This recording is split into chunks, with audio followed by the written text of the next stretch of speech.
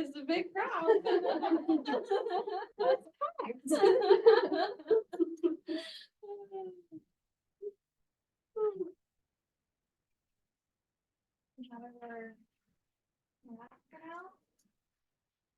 I'm gonna record on Zoom. So, which one are you from Blue Mountain? Are you okay? Awesome. Nice to meet you. I'm Kaylee.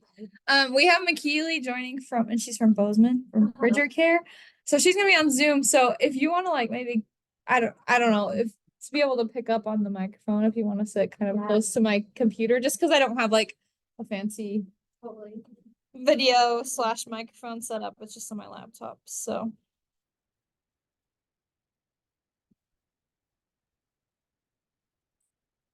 you might have questions. I'm ready. We'll just ask you some of the questions that we already had and record it and call it good. So hi McKeely.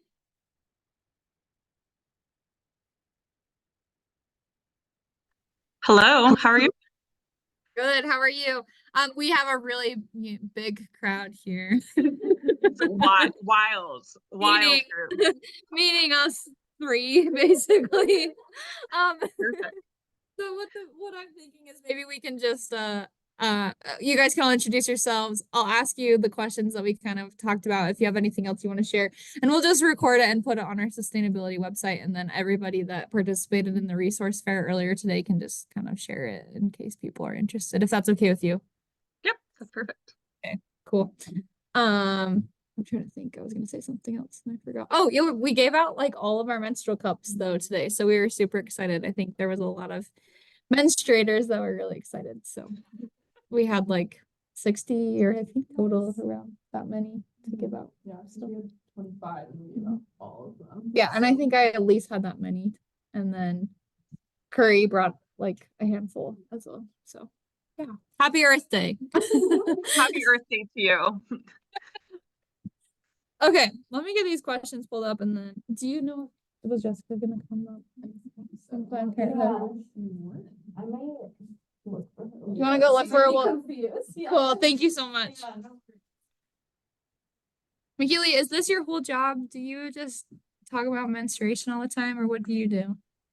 Normally I teach 3rd through 12th graders, Okay. but teach above that as well. But yeah, it's mainly I talk a lot about puberty. I talk a lot about body parts. I talk a lot about contraception and birth control and barrier methods and stuff and STIs. So I think those are the big subjects for me, at least. Awesome.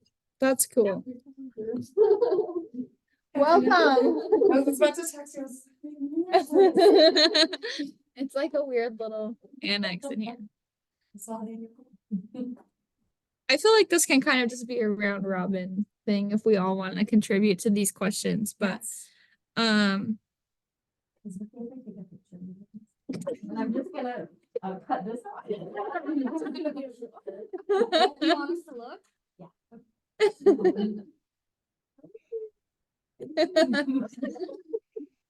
Okay. Cool. Well, we're just gonna go ahead and get started. We'll record this and then we'll share it to everybody that participated today, and we'll just spread it out far and wide and keep it on our blog part of our sustainability website. But just want to thank you guys all for joining us. Today's Earth Day. We had a really great resource fair and gave away a ton of good products. Here, I'll turn so you can see everybody. Hello, everybody. We this event called EcoFlow is just to kind of normalize the stigma that is around periods and menstruation, and just know that it's okay to talk about it and that it's a big part of sustainability. That educating women, keeping them in school and at work is a big part for having a really good economy and having a sustainable environment, as well as, of course, the waste that goes with it. So I appreciate all of your partnerships, sharing you guys all of your information that you have. So we open this up to just offer a safe place for people to ask questions if there are any, but where it's just us, we'll just go ahead and run through some of the questions that we came up with. And if anybody, all of you know a lot, so if you have any thoughts, we'll just share them and we'll go from there. So maybe we can go around and introduce ourselves. I'll start. My name is It's Are you Haley. already recording? Yeah, I already Okay, am. so- Yeah. I'm like, that Yeah, intro was so thanks. good. I'm Like, like, what? Don't worry. Yeah, I started recording when I opened the Zoom because I always forget. So, my name is Haley Hilliard, and I'm the Sustainability Engagement Coordinator here at UM. And so I get to do fun events like this all the time.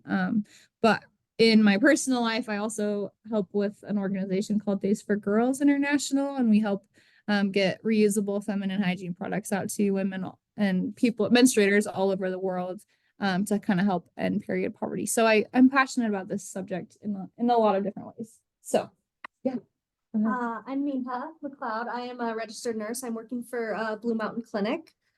So my role is as a family practice nurse, but given the services we provide, I kind of explain to people is I do a lot of family practice and reproductive care, a lot of STI counseling, reproductive care,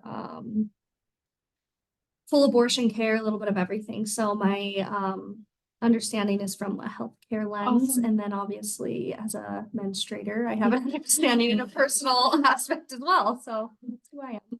Awesome. Hi, I'm Jessica Lar, and I'm the community organizer of Planned Parenthood Advocates of Montana. So I came here in capacity today kind of with Planned Parenthood of Montana. But mostly my role is to engage with our supporters.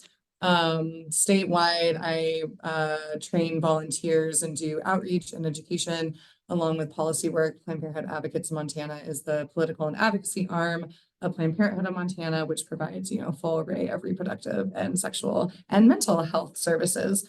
But yeah, when I'm advocating for reproductive rights, I'm also usually educating people on the services that Planned Parenthood provides in order to make referrals or, talk about how great our partners are like Bridger Care and Blue Mountain. And yeah, I'm also really passionate about sustainability, so love this whole event. Hi, I'm Celie, she, her pronouns. I'm the program assistant at Blue Mountain Clinic, so it's mostly a comms and marketing role.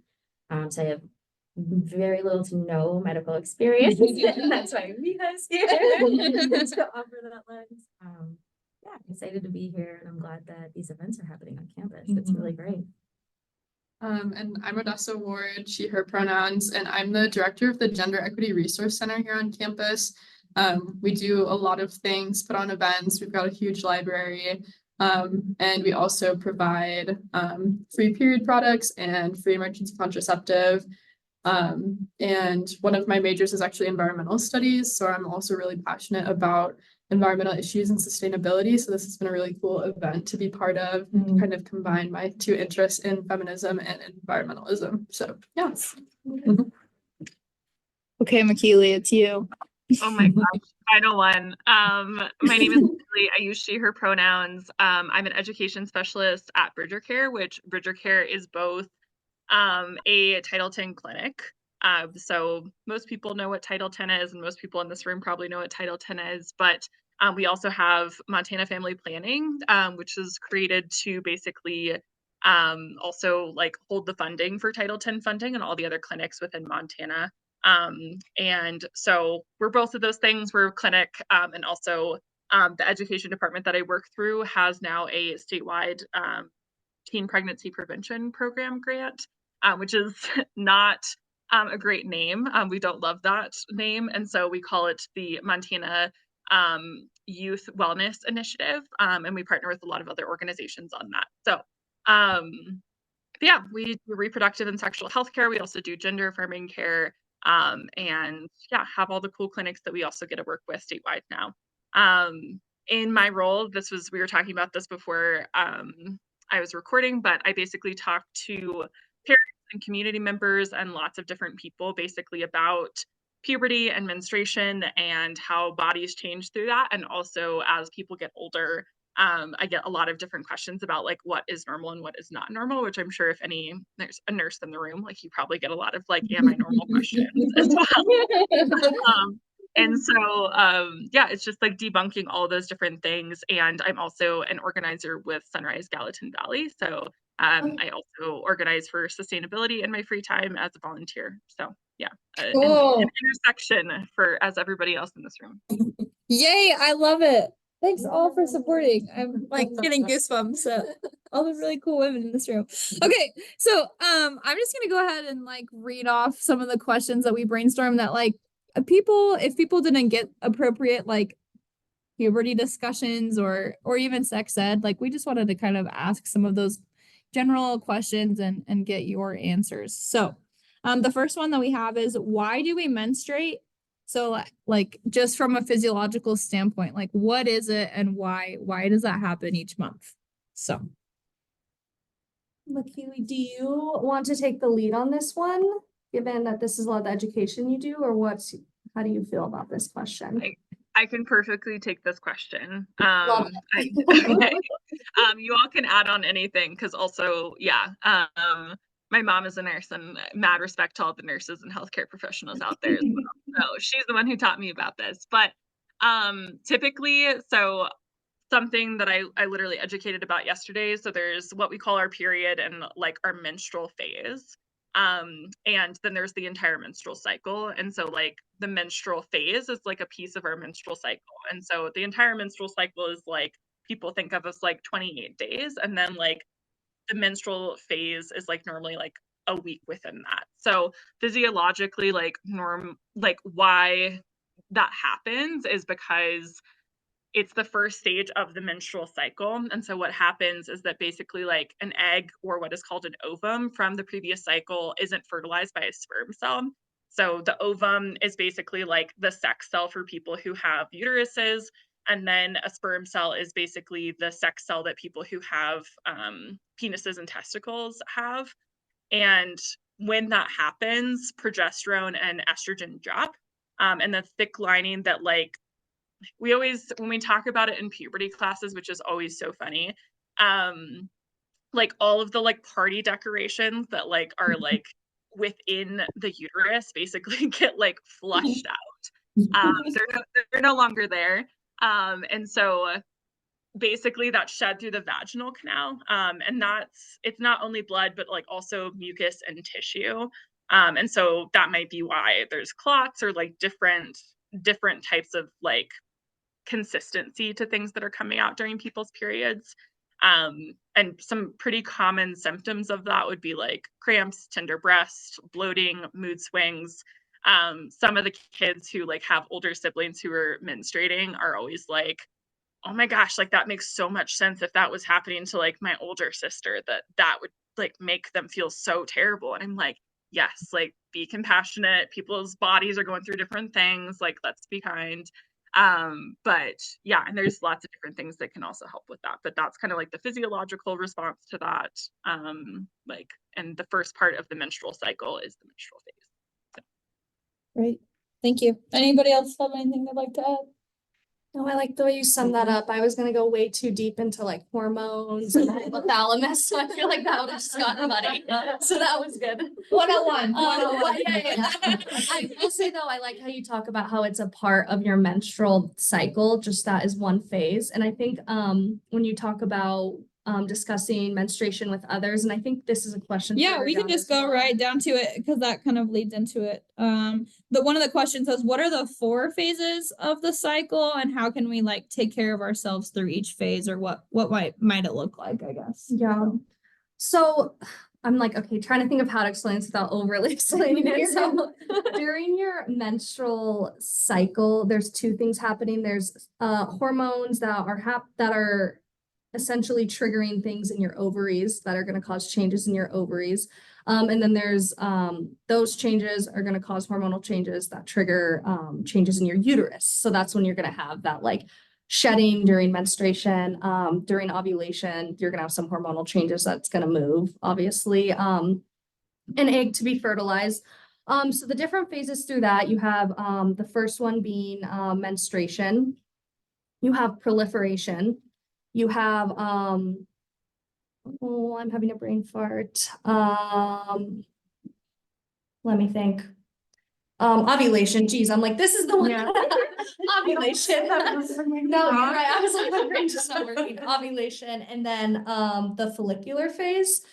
So starting with menstruation, I think obviously this is where most people know, right? Like you hear a lot about like resting, recovering, you're going to notice that breast tenderness, you're going to have cramping, those physical symptoms. So it's often said, take it easy. hydrate well, take care of your body, do whatever you need to do to help yourself through the discomforts. And then through that proliferative phase is when this is post period. So this is after you've menstruated. You'll start to feel those energy levels come back. I kind of think of this as like if menstruation is like sleeping, proliferative is like the waking. So you start to wake up and get energy, but you might not feel fully energized. And then ovulatory or ovulation is where most people feel most energized. You kind of have that like surge of hormones that gives you that ability to be energized. So you'll hear a lot of people say like this is a good time to be active.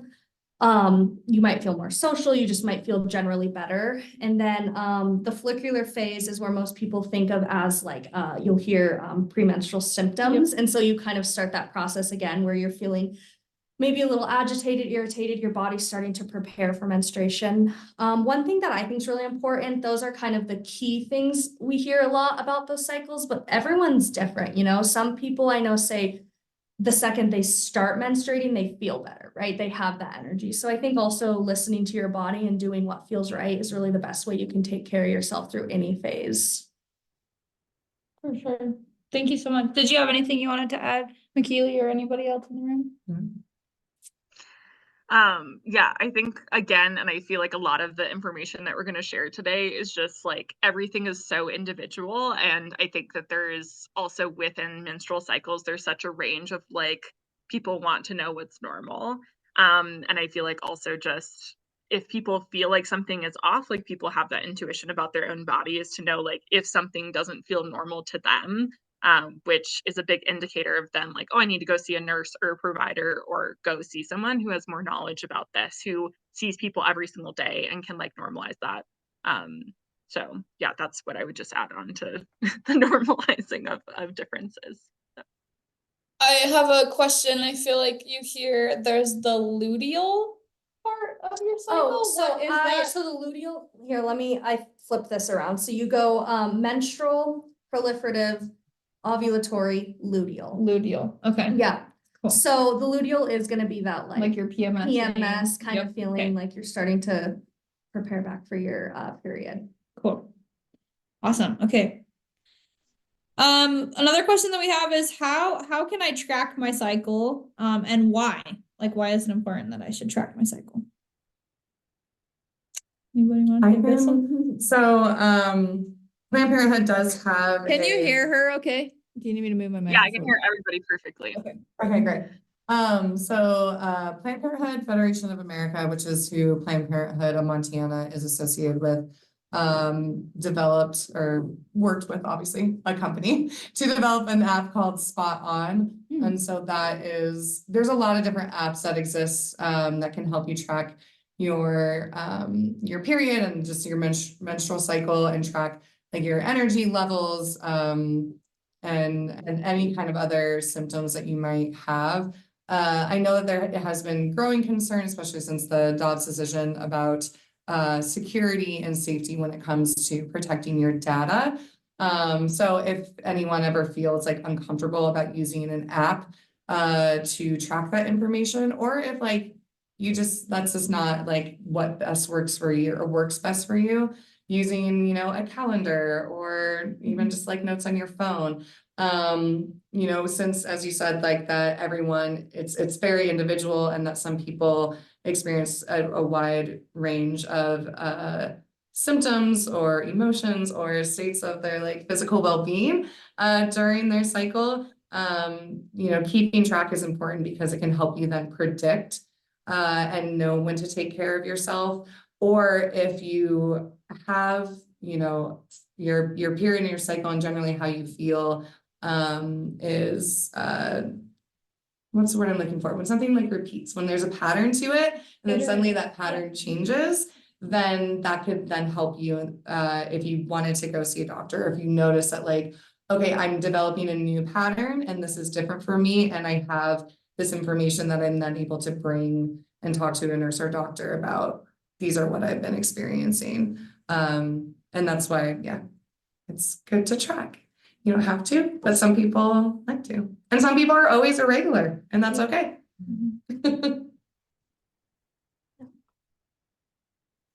Great. Thank you. Okay.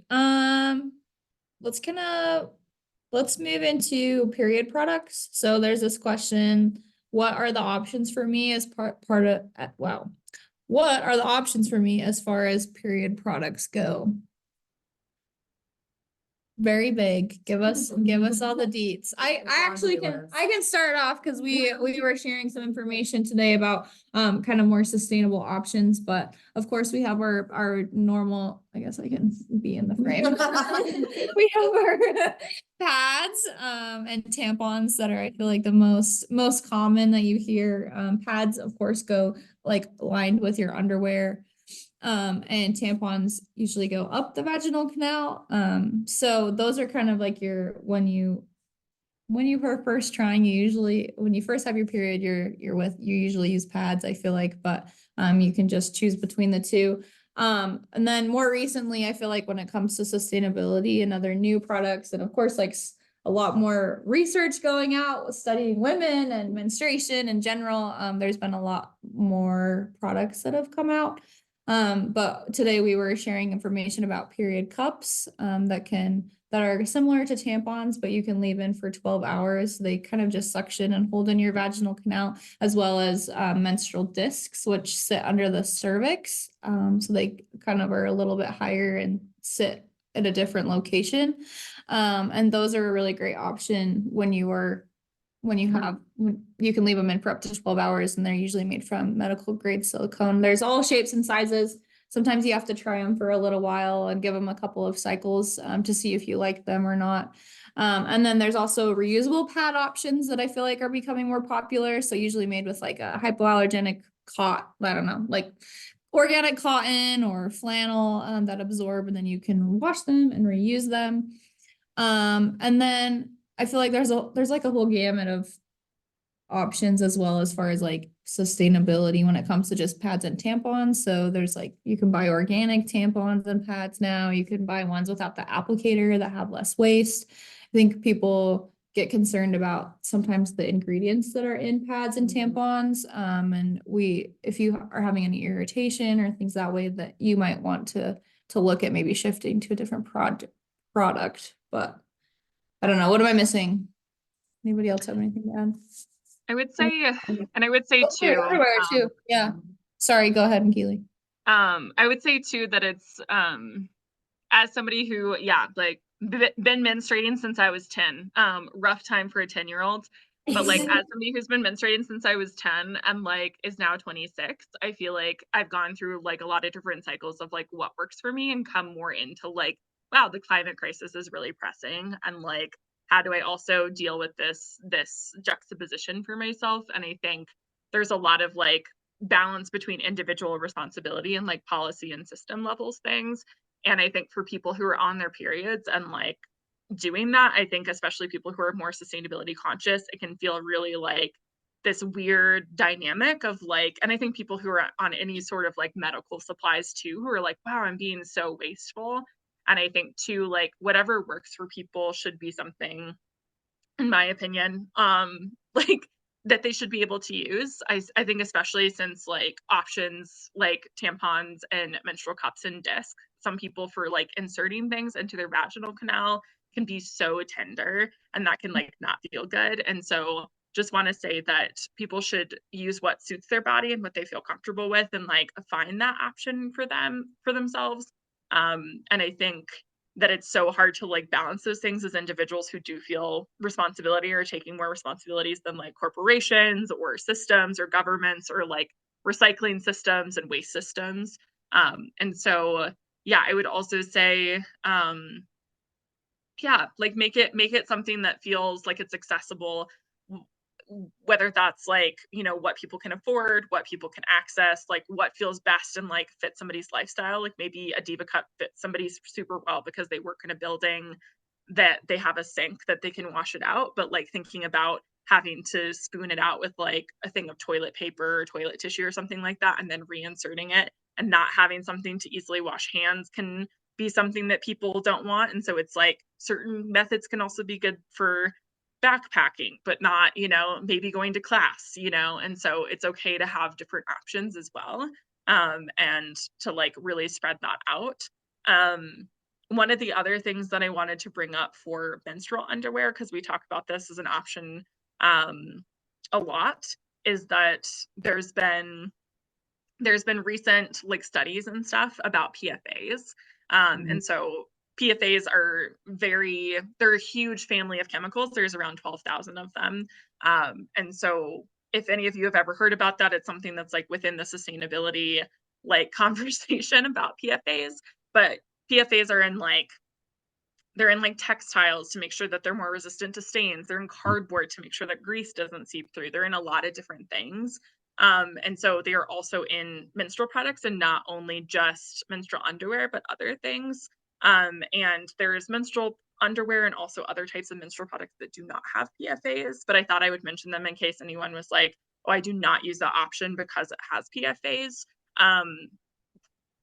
The period pad or the menstrual underwear that were like known for having PFAs, thanks menstrual underwear, now state that they do not.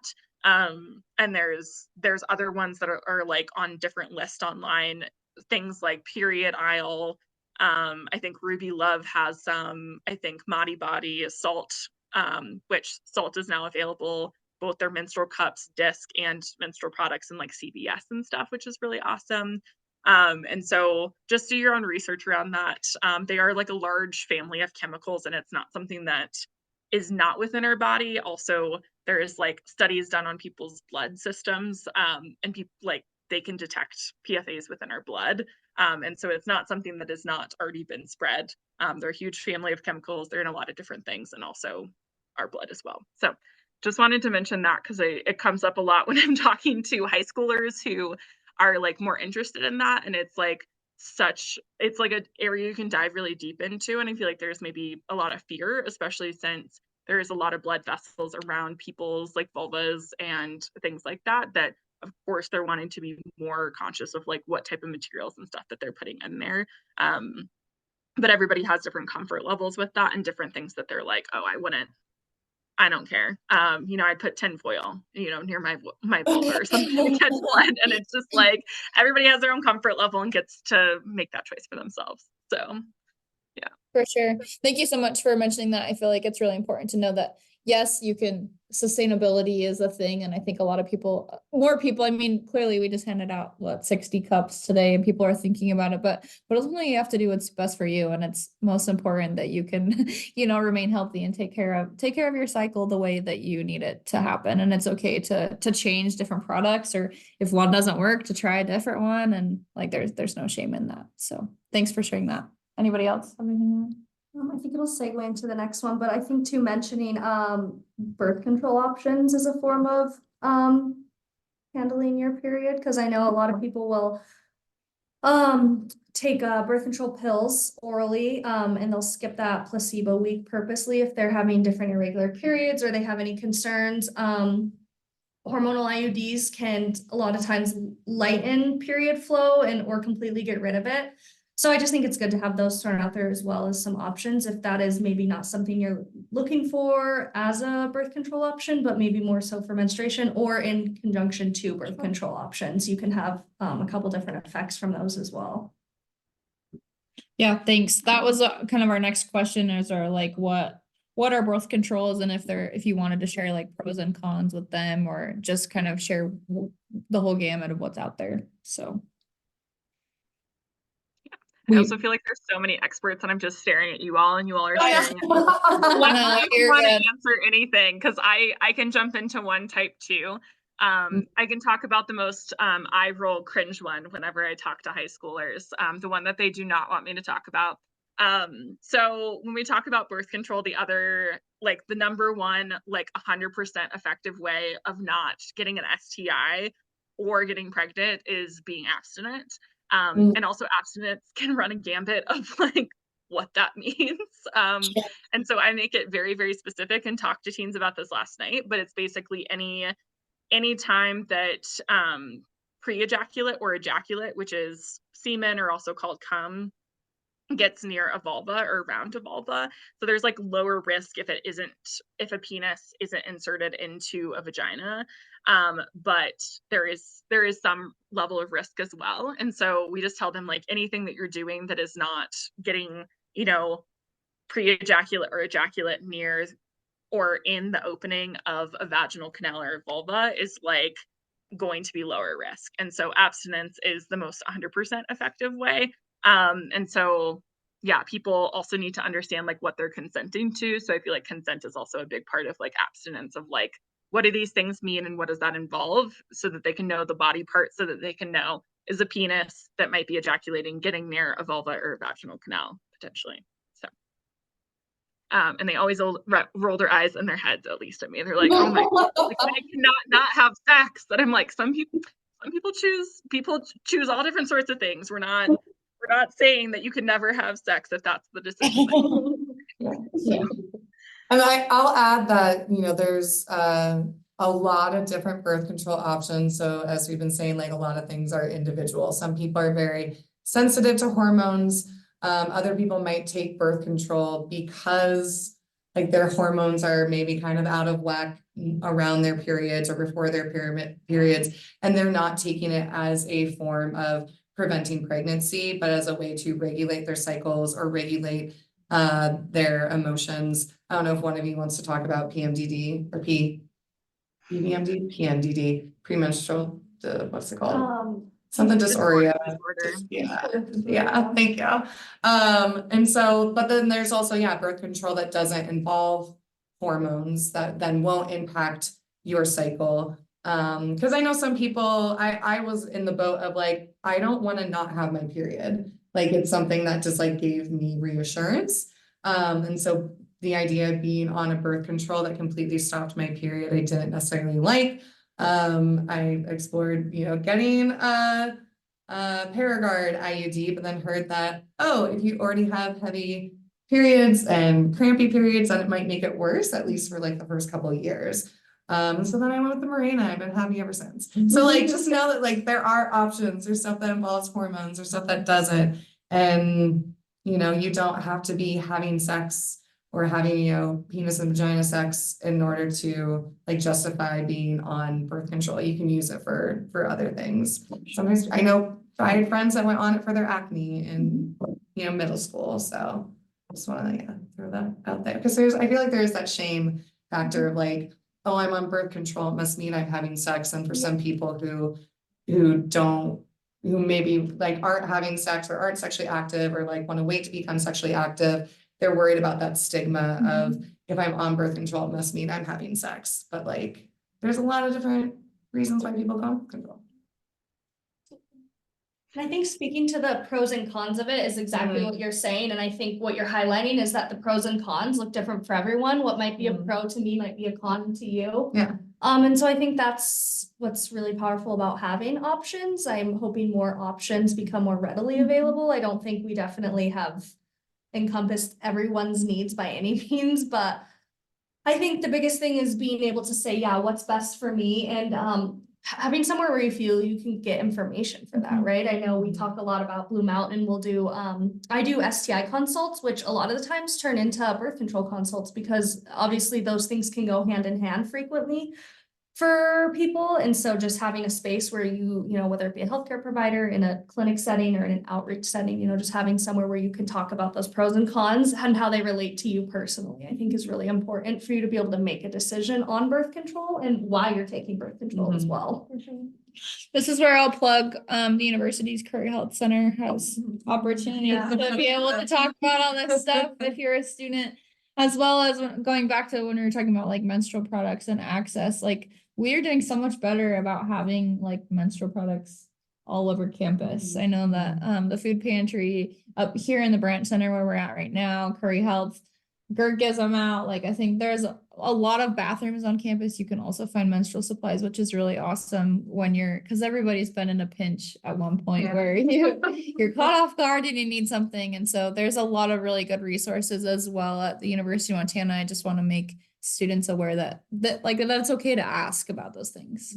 So, yeah.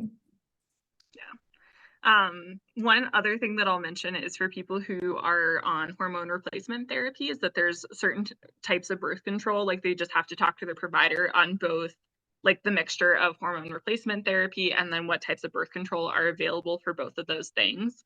And so that's, again, like we're talking about a lot of individuals. There's like individual bodies and what birth control works, and then also like hormone replacement therapy, and like the different effects of those. So, but it's still possible for people who are on hormone replacement therapy.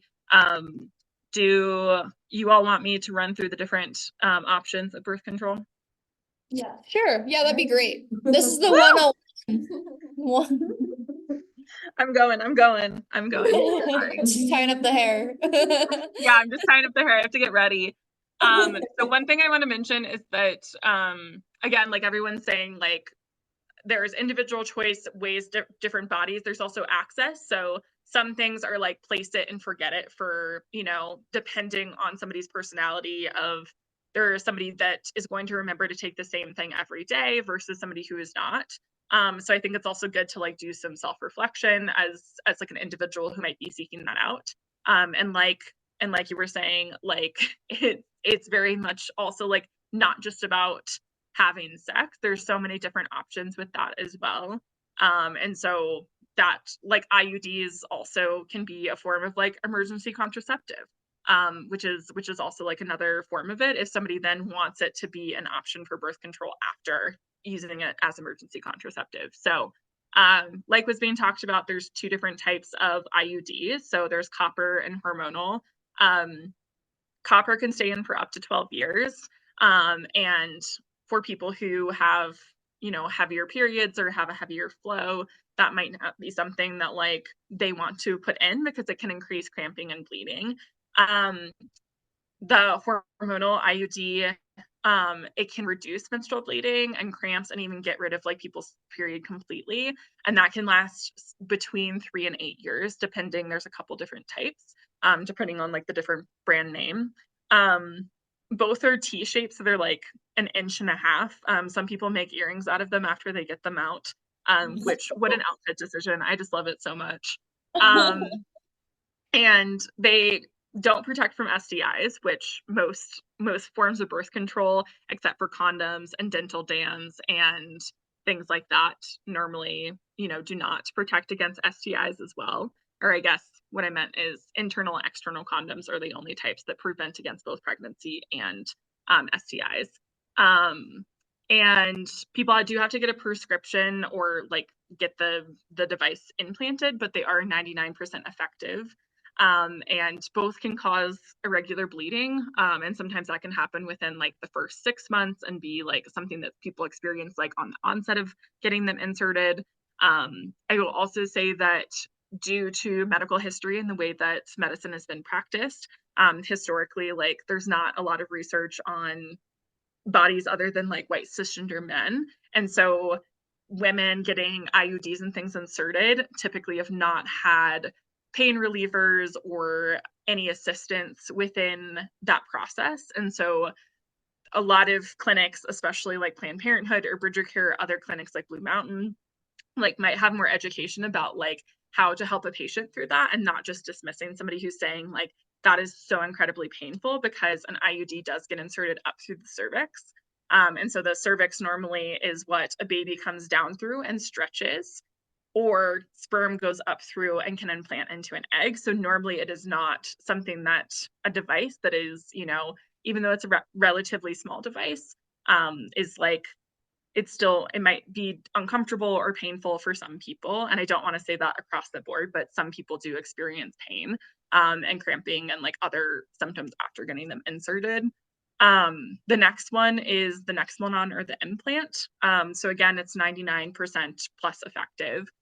It's about the size of a matchstick. And it's implanted into the upper arm.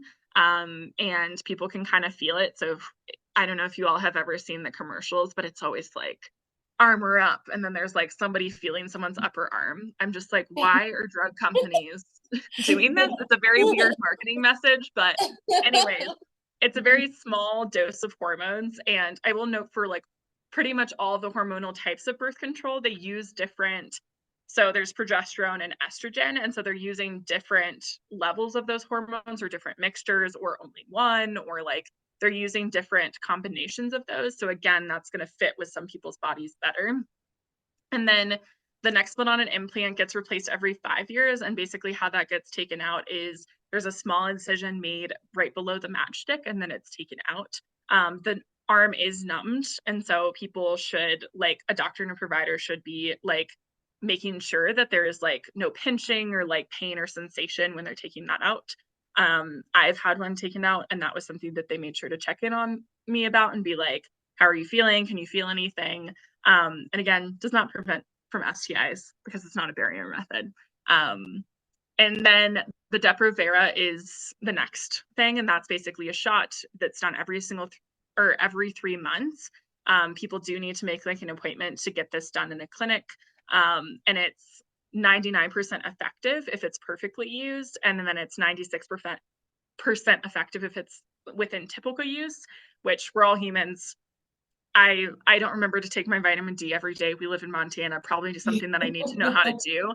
But typical use is basically just saying if 100 people were using like Depo-Vera as like their only mode of birth control within a year, 96% of them would not get pregnant, and 4% would, or like 4 of them would if there was 100 people with the typical use, is basically what that's saying. And that's with like all effectiveness when you're seeing like 99 point plus. That's kind of what that's meaning. The next one, which is very common, is the oral contraceptives, and also called the pill. So it's 99% effective if used perfectly, and so these have to be taken again like at a similar time. There's also like the placebo week where people can take them. Yeah, we all know about this. It's all great. They're 93% effective with like typical use, but again, like there's such a huge range with specifically oral contraceptives and the pill that it's like such a wide ranging options for people if that's an option that they want to look into. One thing that I'll plug that just came out is called O-Pill. O-Pill is an over-the-counter birth control method that it's available at Costco, which also Plan B is. So you can go in, get your O-Pill, get your Plan B, walk out with some pizza and some soda. It's awesome. But this is really big. I know, it's a real plug. I'm a marketing person for Costco. No, not really. I'm not paid or endorsed by Costco in any way, shape, or form. But it's available at CVS. It's available at Costco. There's in our Costco that we have here in Bozeman, it's 4 months supply, $15 a month at $60 for it. Like comes in a value pack like Costco.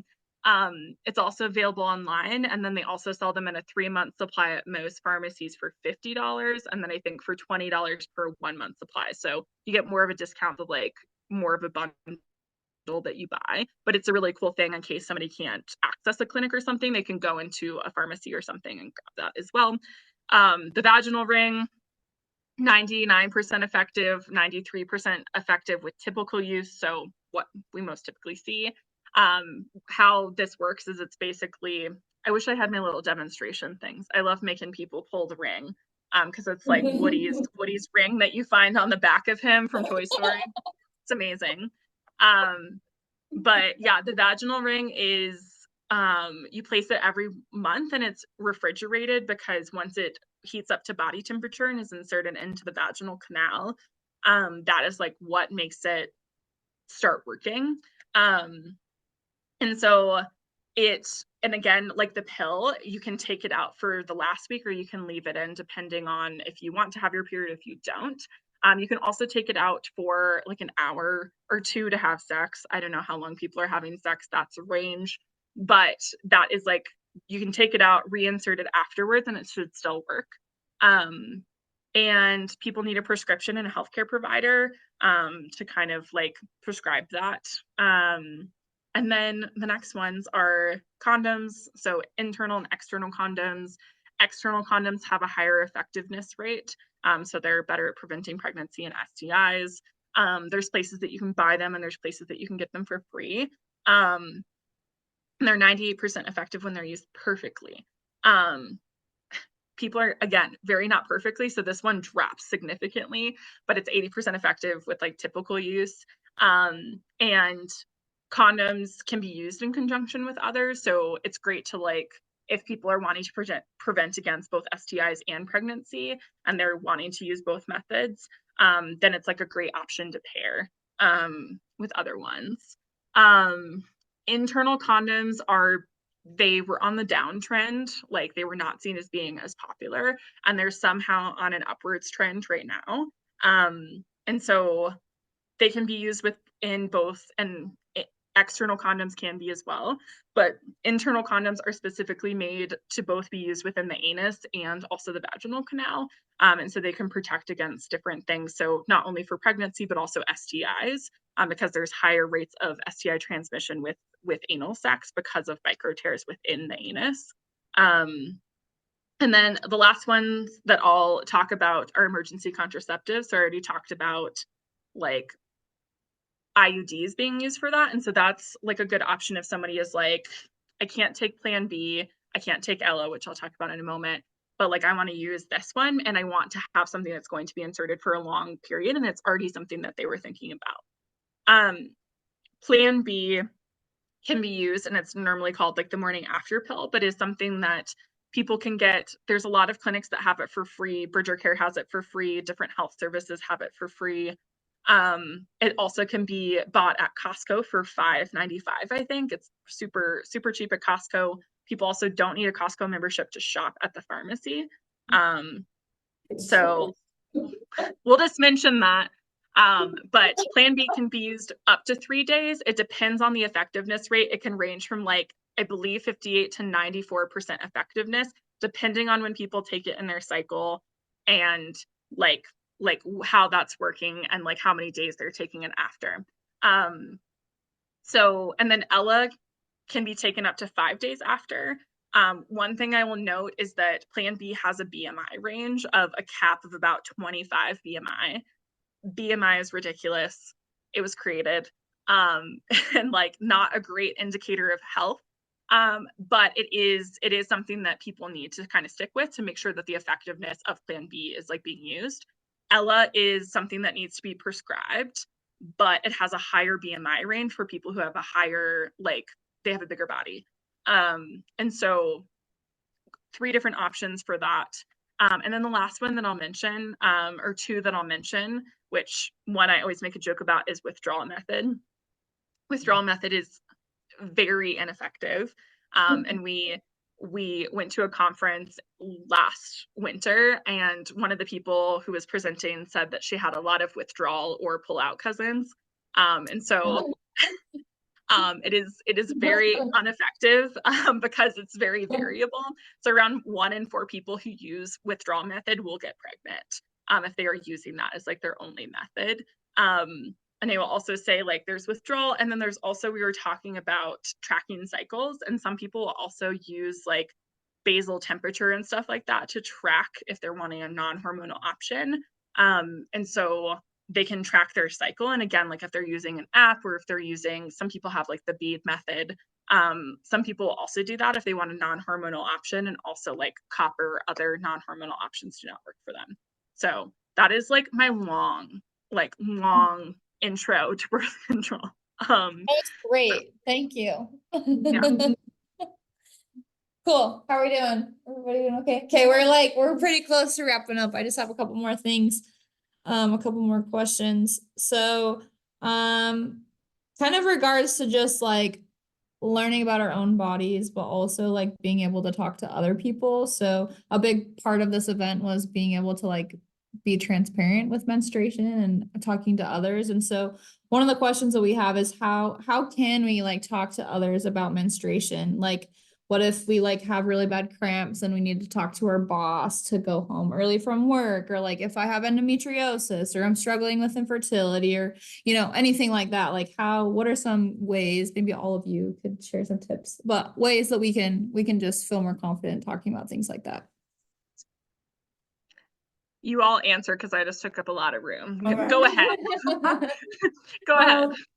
I personally feel like the use of social media and just like talking about things more and sharing it and connecting with other people about their experiences can help, kind of challenge the stigma or the shame around it, or the embarrassment that, I don't know why, like it took me so long to be able to go into a store and like buy tampons without like feeling so embarrassed that like, oh my gosh, I have to buy tampons. When it's like, yeah, so Half the a lot of the population population does, like, Yeah. it's fine, like, it's completely fine. And so like whenever, yeah, when I see stuff talked about with like IUDs or birth control, infertility, like I try to uplift that on my own social media, just so it's like the full range of people in my life who watch my stories can be exposed to that information and maybe choose to like read further.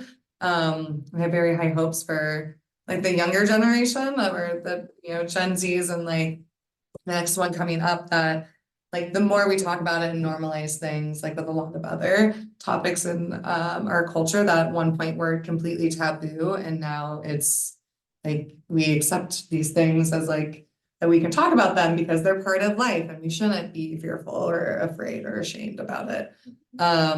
It is hard though when having to advocate for yourself, because I mean, I feel like, and I think it's probably noted that a lot of people who are assigned female at birth, like oftentimes their pain is minimized or like they get dismissed by doctors. And for people who don't menstruate in their lives, or who people that don't have endometriosis or something to compare it to, they might minimize the impact that your pain is having. So it can just take time and getting more comfortable with advocating for yourself. So it's like, do role play, you know, with your friends, like practice doing these things, like, but educating, yeah, our family members and our friends who then are these people's coworkers and bosses who, you know, might be the one that is being come to with, you know, I need to go home early, or like, I'm really struggling with this, that kind of thing. Sorry, I just rambled. That wasn't really well thought out, but. It was great. Okay.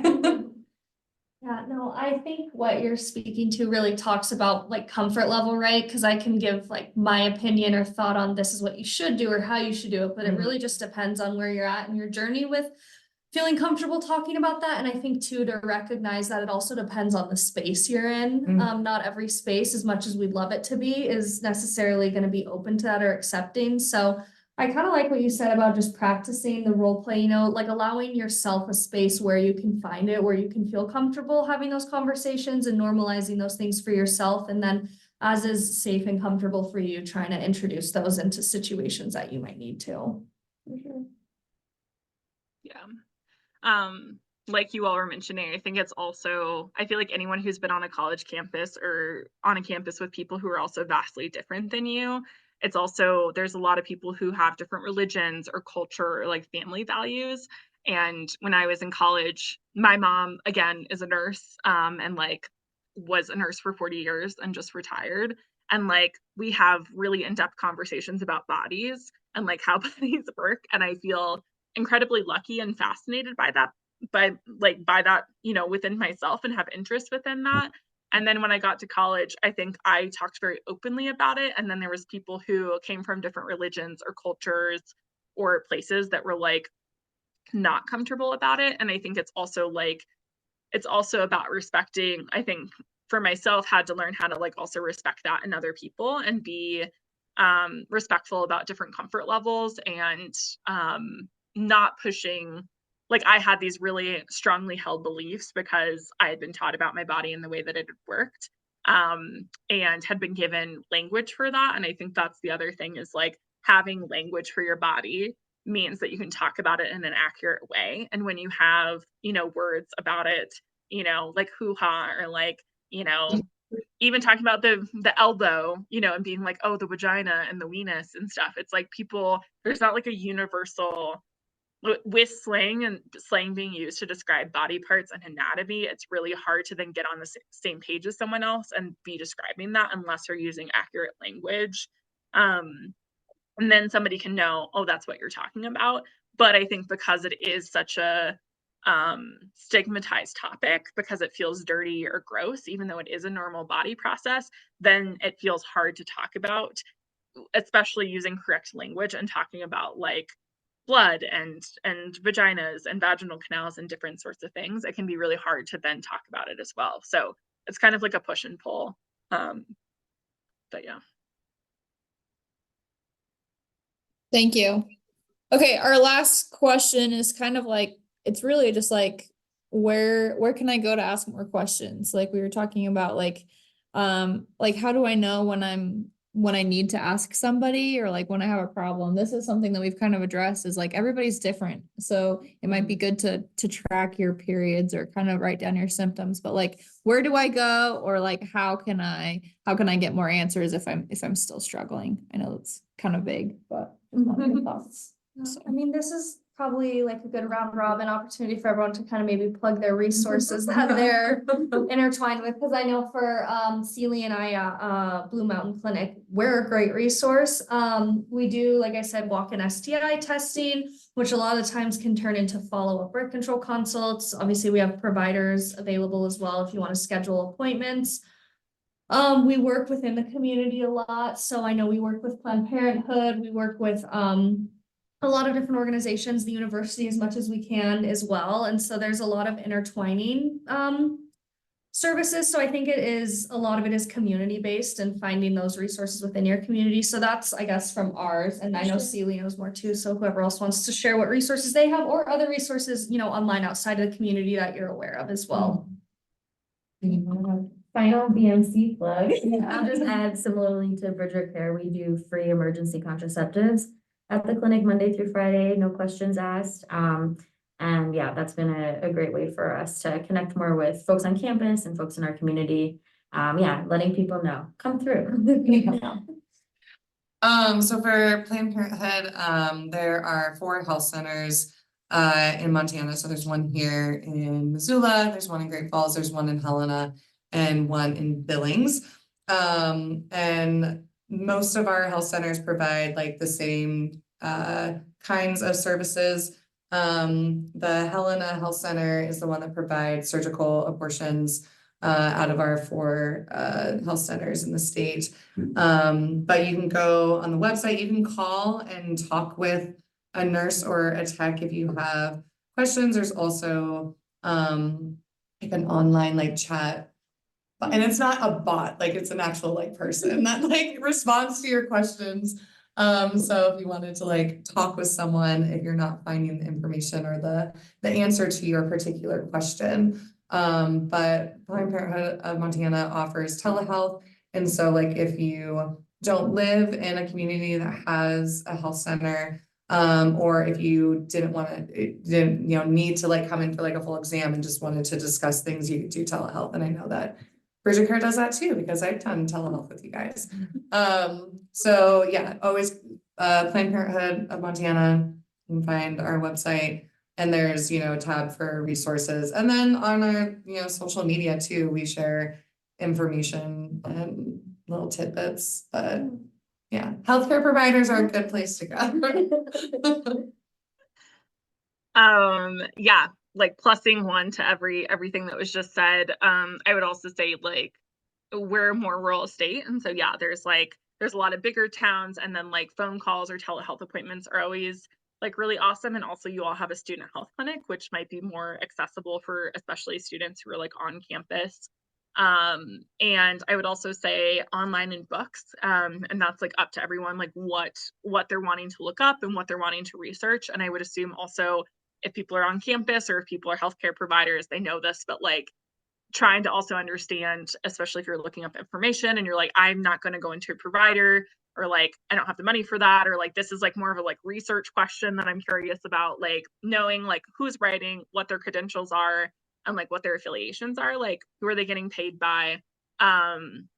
And I think also like when information was written, I think medical information, especially if people are like looking up something on the internet, medical information specifically in reproductive health changes so often that even for clinics, it's like something that we have to keep up on, and like healthcare providers have to keep up on. And so just making sure to do that. And also, this is like a weird one, but I would also say for people's personal ones, like providers and people see like a general population. But if people have access to like family resources and family knowledge about their own health and health history, that can be super helpful, because for people who are like, is this normal to have this thing? They might have a parent who had something really similar that they can point to, or a family member that can help normalize that and talk about that and be like, oh, I have this direct tie to this thing. And also that can be informative for things, like pap smears or, like just other mammograms and stuff. And so can be really helpful for that. And I would also say, I know I'm very happy to, and I also know everyone else in here probably has, their own organization email. I'm very happy to get emails, and like, we're all good at probably just answering questions that are like, hey, I have this really weird question. Like, and I think it's really nice to be able to reach out to people, because I think there is a lot of misinformation on the internet, and specifically like TikTok and like other news sources of information that are not completely and 100% accurate to like the nuance also of reproductive health and individual healthcare for specific people. It's more for sensationalizing or trying to sell a product or something that cannot always be well suited for like a specific individual, and that can be hard. Even as much as I love TikTok, like, go TikTok, we love it. I will But say Planned Parenthood Federation of America and Planned Parenthood Action Fund are on TikTok, and so they would have the most like accurate, up-to-date information on that. And they also have a YouTube channel, and so they have some educational stuff on there. follow them on TikTok. Yeah, I would say GERC also is like a good place to come for people who might be looking, like they just want to do like research something.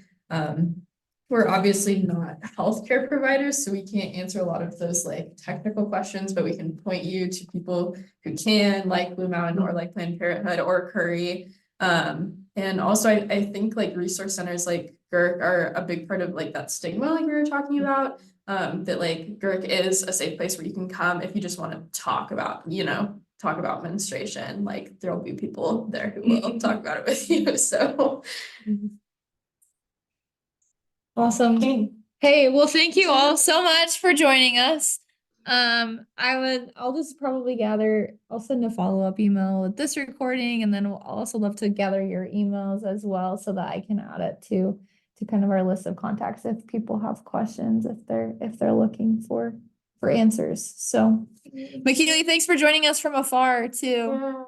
We really Yeah, of appreciate course. your insight. So Yeah, thank you all so much. happy Bye. Earth Day. Happy Earth Day to you all. Bye.